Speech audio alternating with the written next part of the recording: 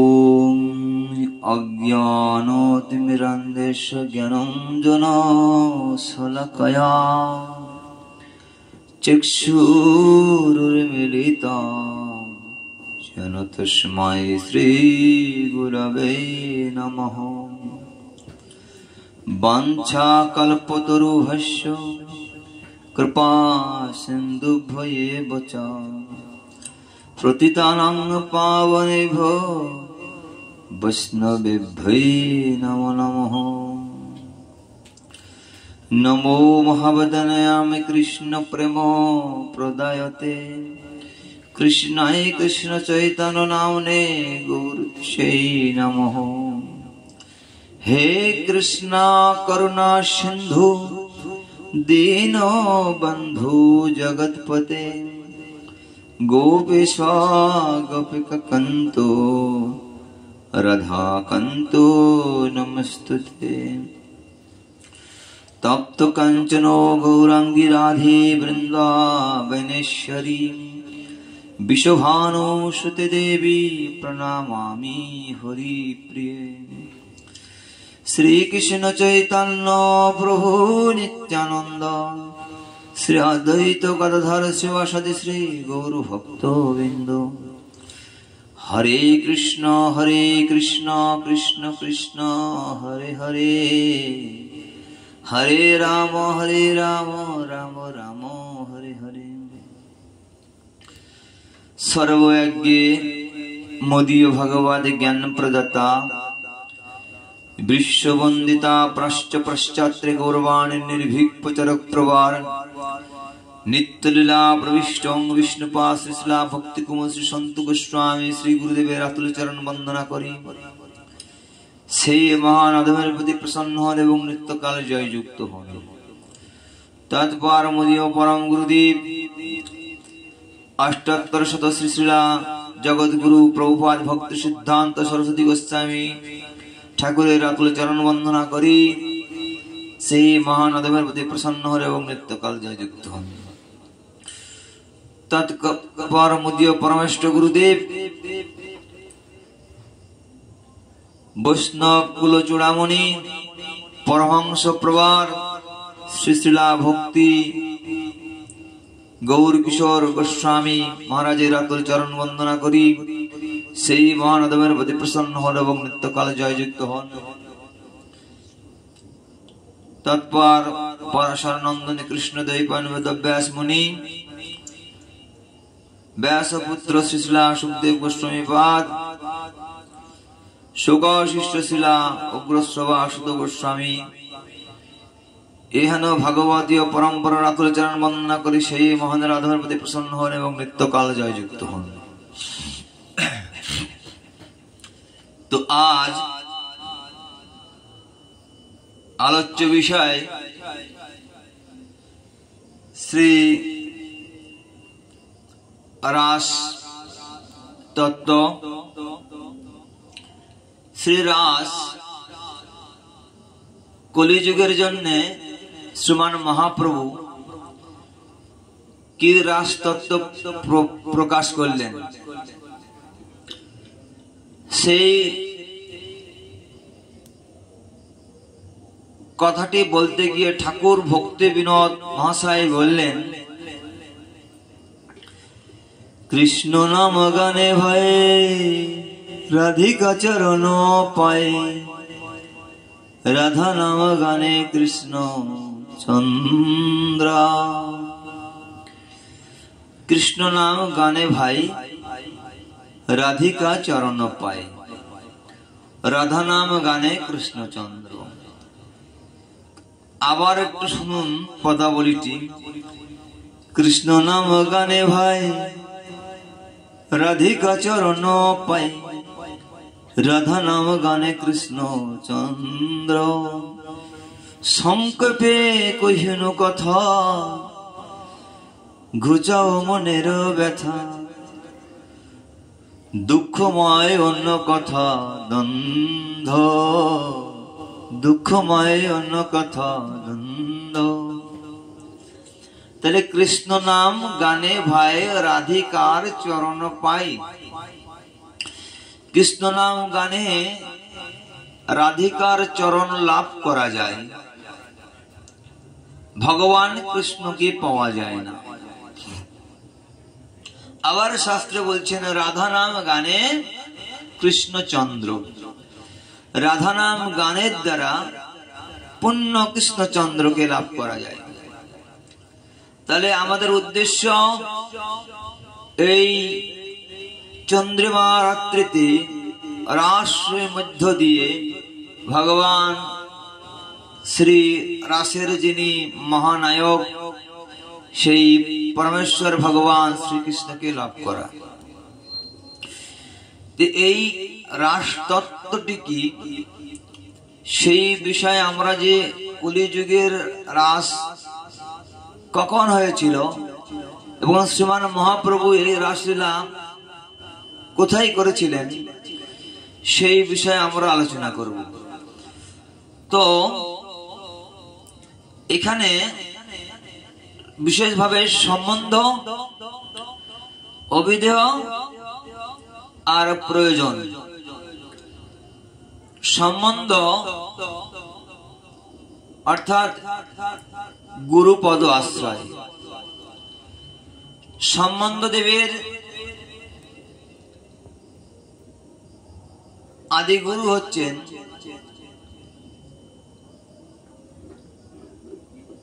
শ্রীলা সনাতন গোস্বামী পাদ। সম্বন্ধ তত্ত্বের আদি দেব হচ্ছেন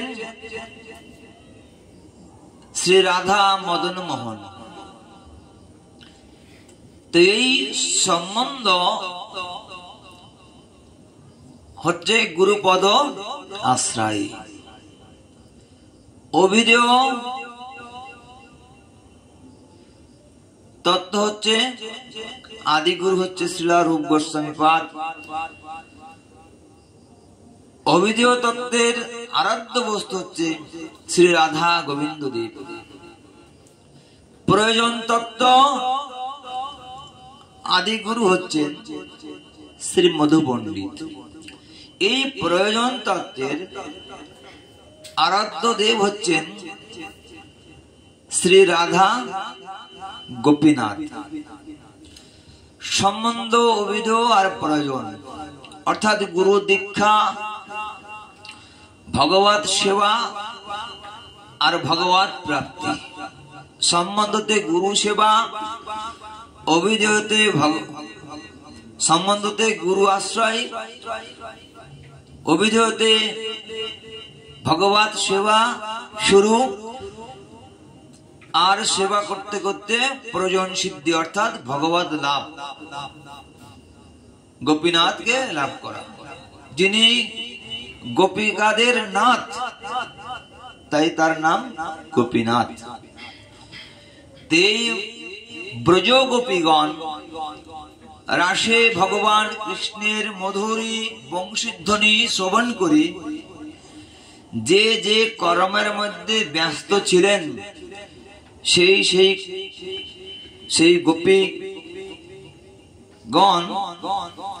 সেই কর্ম পরিত্যাগ করে নিজের ঘর, নিজের স্বামী, পুত্রকন্যা সব পরিত্যাগ করে ভগবান কৃষ্ণের সেই চন্দ্রিমা মধুর রাত্রে সেই রাস কীর্তনে অংশগ্রহণ করেছিলেন। সেখানে গোপী ভাব ছাড়া রাসে প্রবেশের অধিকার হয় না।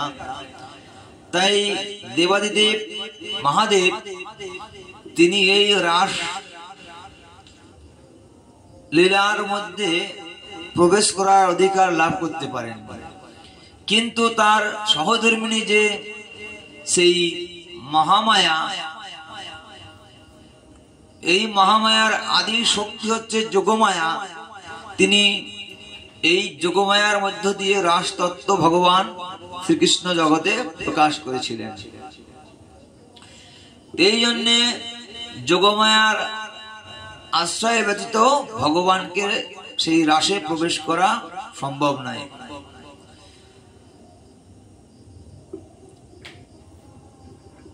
তো এই জন্যে রাস সের যে মূল আলোচনা, এই আলোচনার মধ্য দিয়ে বর্তমান কলিযুগের কামক মনুষ্যগণ ভগবানের এই রাসতত্ত্ব লীলাকে কামের দৃষ্টিতে দেখে না একটা নোংরামি চিন্তা ভাবনা করে নরক পতিত হয়ে যায়, নরকগামী হয়। তাই ভগবান শ্রী চৈতন্য মহাপ্রভু সেই অনাদির আদি গোবিন্দ কৃষ্ণই মহাপ্রভু রূপে জগতে প্রকাশিত হয়ে তিনি শ্রীবাস অঙ্গনে এই রাস কথা কীর্তন করেছিলেন। এই রাসটা কি? রাস হচ্ছে স্বয়ং রাধা গোবিন্দ, তাছাড়া আর কিছু নয়। তা আমাদের জানতে হবে মহাপ্রভু কি রাসতত্ত্ব জগতে প্রকাশ করেছিলেন। শ্রীমান মহাপ্রভু এখানে কলিযুগের রাস শ্রীবাস অঙ্গনে হরে কৃষ্ণ মহামন্ত্রই কীর্তন করেছিলেন। হরে শব্দের অর্থ ভগবানের অন্তরঙ্গা শক্তি শ্রীমতী রাধা রানী, আর এই হরেই হচ্ছে তিনি আদি গুরু। কৃষ্ণ প্রেমের আদি গুরু হচ্ছেন শ্রীমতী রাধা ঠাকুরানী। তাই এই হরে কৃষ্ণ কৃষ্ণ কৃষ্ণ হরে হরে, হরে রাম রাম রাম হরে হরে, এই 16 নাম। এর মধ্যে আমরা দেখি 8 বার হরে কথাটি উচ্চারণ করা হয়। কেন? অর্থাৎ এই হরে রাধারানী হচ্ছে গুরু তত্ত্ব। 8 বার গুরু তত্ত্বকে এখানে স্মরণ করা হয়, অর্থাৎ সম্বন্ধ তত্ত্বটা এখানে 8 বার গুণকীর্তন করা হয়। হরে কৃষ্ণ অবিধেয় তত্ত্ব। তাই এই কৃষ্ণ 4 বার উচ্চারণ করা হয়েছে।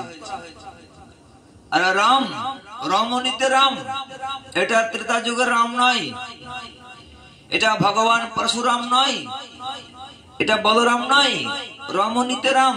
চৈতন্য মহাপ্রভু বলছেন, অর্থাৎ যিনি রাধার পাশে রমণ করেন সেই কৃষ্ণকেই তিনি রাম বলে আখ্যায়িত করেছেন, ব্যাখ্যা করেছেন মহাপ্রভু। হরে কৃষ্ণ কৃষ্ণ কৃষ্ণ হরে হরে, হরে রাম রাম রাম হরে হরে। এই হচ্ছে রাসতত্ত্ব। কলিযুগে রাস হচ্ছেন শ্রী হরিনাম মহামন্ত্র। এই মহামন্ত্রের মধ্যে হরে অর্থাৎ রাধারানী, কৃষ্ণ মানে ভগবান কৃষ্ণ, রাম মানেও কৃষ্ণ। এই রাধা কৃষ্ণের গুণগানই হচ্ছেন রাস।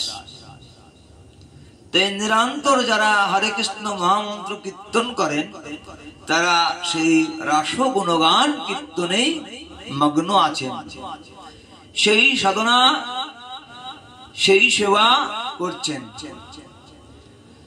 তাহলে কলিযুগের হরিনাম মহামন্ত্রই হচ্ছেন রাস। এই জন্যে শ্রীবাস অঙ্গনে মহাপ্রভু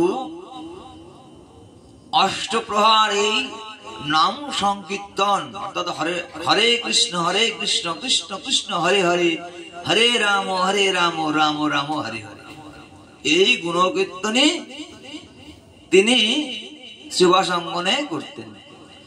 তাহলে এই যে মহামন্ত্র নামকে থামিয়ে রেখে যারা নাম যজ্ঞ করছেন, এরা মধ্যরাতে রাত 12টার পরের থেকেই রাস কথা আলোচনা করেন। দাপরে ভগবান কৃষ্ণ যে রাস করেছেন লীলা, সেই লীলা আলোচনা করেন এবং নামকে থামিয়ে দেন। তারা জানে না যে এই মহামন্ত্রটাই রাস। এই যে হরে কৃষ্ণ মহামন্ত্র কীর্তন করাটা যে রাস, এই জ্ঞান তাদের মধ্যে নাই, অজ্ঞানী। তাই তারা এই মহামন্ত্র থামিয়ে সেই দাপর যুগের কৃষ্ণলীলা রাস তত্ত্ব আলোচনা করেন। কামুকগণ, পাপীগণ এই কথা শ্রবণ করে ভগবান কৃষ্ণের নিন্দা গান শুরু করে দেয়। এই জন্য রাস তত্ত্ব শুদ্ধ ভক্তের সম্মুখে ছাড়া আলোচনা করা সম্পূর্ণ নিষিদ্ধ। সাধারণ জীব যারা মায়ার কবলে মায়াবদ্ধতার মধ্যে পড়ে আছে তারা কখনো এই রাস আলোচনা শুনে ভগবান কৃষ্ণ তত্ত্ব বুঝতে পারবে না। এই জন্যে আমরা দেখি শ্রী চৈতন্য মহাপ্রভু তিনি বহিরঙ্গ ভক্ত নিয়া প্রভু করে নাম সংকীর্তন, অন্তরঙ্গ সঙ্গ ভক্ত নিয়ে তিনি করেন রস আস্বাদন। বহিরঙ্গ ভক্তদের নিয়ে তিনি নাম সংকীর্তন করেছেন, আর যারা বিশেষ অন্তরঙ্গ তাদের সাথেই তিনি এই দাপর যুগের রাস কথা রাস তত্ত্ব তিনি আলোচনা করেছেন। আর বহিরঙ্গ ভক্তদের সাথে হরে কৃষ্ণ মহামন্ত্র কীর্তন করেছেন। কেন? এটা কলিযুগের রাস। আর মহাপ্রভুর ভক্ত 3.5 জন, রায় রামানন্দ,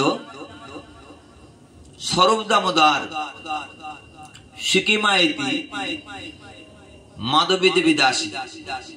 3.5 জন কেন বলছেন? এ হলো কলিযুগে রায় রামানন্দ, স্বরূপ দামোদর, সিকিমাইতি, এই 3 জন পুরুষ আকৃতি রূপে এই জগতে এসেছেন। আর মহাপ্রভু যেহেতু সন্ন্যাসী, সন্ন্যাসী সম্মুখে কোন স্ত্রী জাতি নারী জাতি থাকা ঠিক নয়, মানুষে একটা খারাপ কথা বলতে পারে। তাই মাধবী দেবী দাসী, যিনি সিকিমাইতের বোন বা দিদি, ইনি কি করতেন? ইনি দূরে থাকতেন, খুব দূরে অবস্থান করে মহাপ্রভুর গুণগান শুনতেন। বলে কিভাবে দূরে থেকে গুণগান শুনতেন? এখানে সুন্দর করে শাস্ত্রে বলা হয়েছে তিনি দূরে থাকতেন, কিন্তু তার মন, শরীর দূরে থাকলেও মন থাকবে কোথায়? মহাপ্রভুর চরণে। মনটা মহাপ্রভুর কাছে থাকতেন, তাই তাকে অর্ধেক বলা হয়েছে। শরীর থাকে দূরে, মন থাকে মহাপ্রভুর কাছে, তাই এখানে তাকে অর্ধেক বলা হয়েছে। কিন্তু কিছু কিছু পাষণ্ডী ব্যক্তি, পাপিষ্ঠ ব্যক্তি, যারা মাতৃজাতিকে ঘৃণিত চোখে দেখেন, এরম ব্যক্তিরা পাঠে বসে বলে যে মায়েরা ভগবানের অর্ধেক কৃপা পাবে। ইহানো গণ্ডমূর্খ ব্যক্তি, তারাও আবার ভাগবত পাঠক। হ্যাঁ, এরা বলে কি যে মায়েরা ভগবানের অর্ধেক কৃপা পাবে। কেন? সে নারী জাতি। কিন্তু শাস্ত্রে আমরা দেখি এই নারী আকৃতি রূপ নিয়ে রাসে প্রবেশ করেছিলেন সকলেই। দেবাদিদেব মহাদেব পুরুষ রূপ, তাই তাকে রাস থেকে বহিষ্কৃত করা হয়েছিল। মায়েরাই তাদের ভক্তির দ্বারা ভগবানকে সবার আগে বশীভূত করেন, ভক্তি ভরে তারা বন্ধনগ্রস্ত করেন। কিন্তু এই তত্ত্ব অনেকে বুঝতে পারেনি, জানে না। তাই এখানে মূর্খ ব্যক্তিরা ভাগবত পাঠ কীর্তনে বসে বলে যে নারীরা ভগবানকে অর্ধেক পাবে।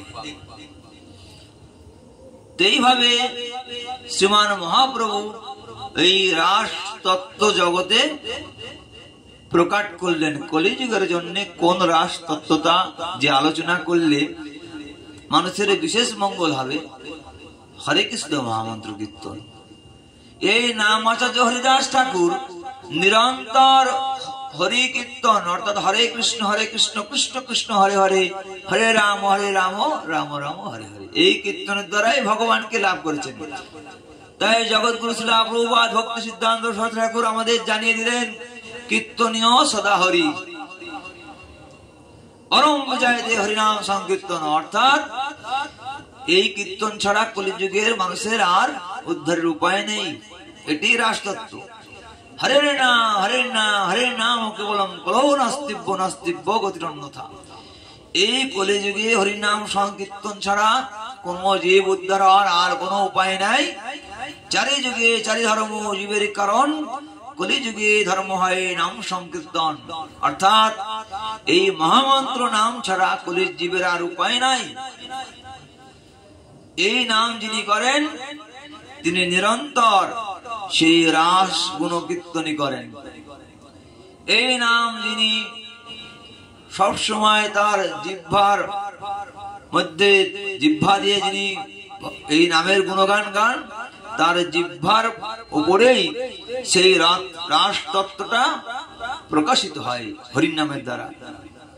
অর্থাৎ ভগবান নাম ব্রহ্ম রূপে এই জগতে কীর্তনীয়। তাই মহাপ্রভু বলেন কীর্তনীয় সদা হরি। এই কলিযুগ, এই যুগের কলহপ্রিয় মানুষ অত কঠোর তত্ত্ব সিদ্ধান্ত বুঝতে পারবে না। তাই মহাপ্রভু সেই রাস তত্ত্বটাকে মহামন্ত্রের মধ্যে এনে জগতে প্রকাশ করলেন। এই জন্যে আমরা দেখি অন্য অন্য সকল মন্ত্র, আর এটাকে বলা হয় মহামন্ত্র। এর থেকে আর শ্রেষ্ঠ কোন পন্থা এই কলিযুগে নাই। ধ্যান, তপস্যা, যাগ, যজ্ঞ, পূজা সব থেকে শ্রেষ্ঠ হচ্ছে হরির নাম মহামন্ত্র গুণগান কীর্তন করা।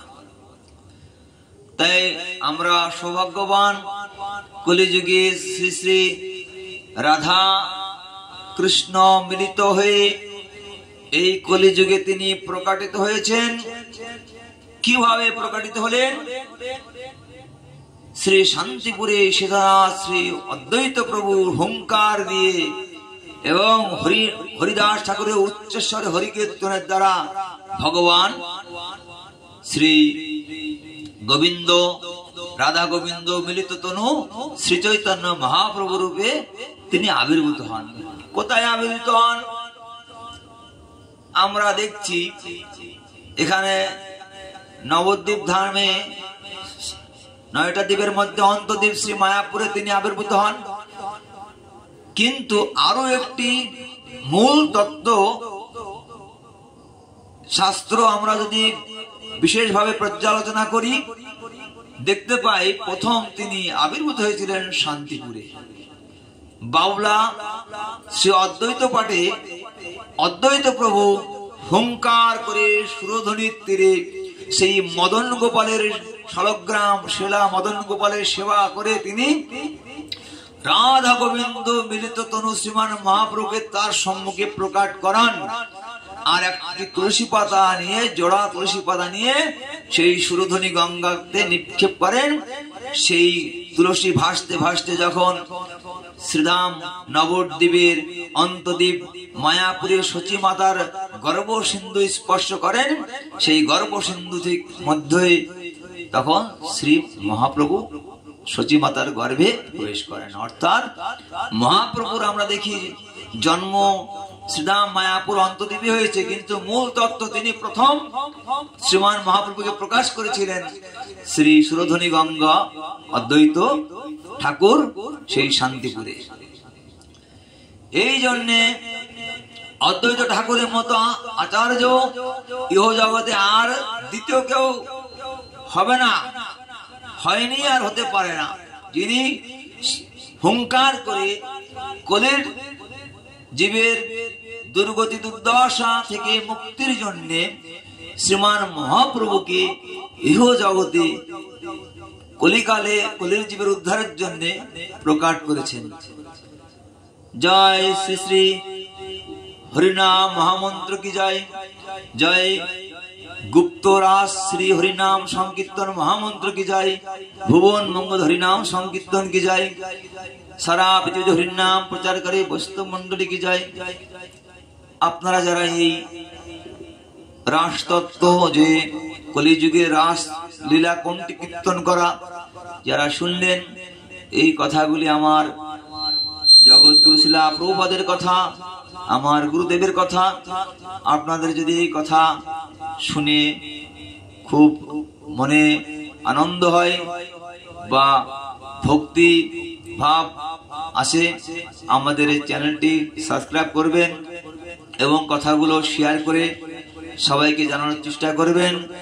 हरे कृष्ण कृष्ण कृष्ण हरे हरे हरे राम राम राम हरे हरे। जय हरिनाम महामंत्र की जय। श्री गुप्तराज कथा महाप्रभु कीर्तन की जय। जय श्री श्री जय गुरु प्रेमानंदे। हरि हरि बोल हरि हरि बोल हरि हरि बोल।